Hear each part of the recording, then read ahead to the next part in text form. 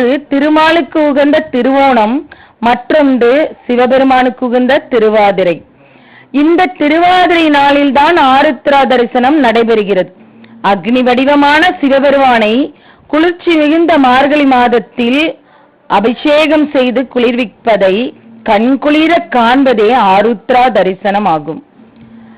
ஒரு சமயம் மகாவிஷ்ணு பார்க்கடலில் ஆதிசேஷன் மீது பள்ளி கொண்டிருந்தார். இந்த கதையை கேளுங்க.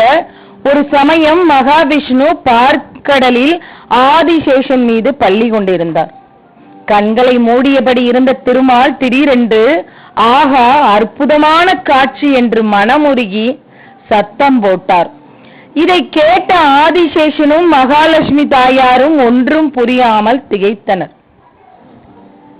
கண் விழித்து பார்த்த மகாவிஷ்ணுவிடம் தங்களின் பரவச நிலைக்கு காரணம் என்ன என்று ஆதிசேஷனும் மகாலட்சுமி தாயாரும் கேட்டனர்.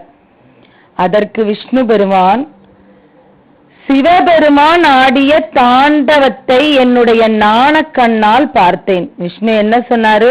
சிவபெருமான் ஆடிய ஆனந்த தாண்டவத்தை என்னுடைய நாண கண்ணால் பார்த்தேன். அதை கண்டு மெய் சிலித்ததால் தான் அவ்வாறு கூறினேன் என்றார். அவர் சிவபெருமானின் ஆனந்த தாண்டவத்தை பற்றி சொல்ல ஆதிசேஷனுக்கும் சிவனின் இதோட ஃபுல் வீடியோ லிங்க் டிஸ்கிரிப்ஷன்ல இருக்கு, போய் செக் பண்ணுங்க. சிவாய நம.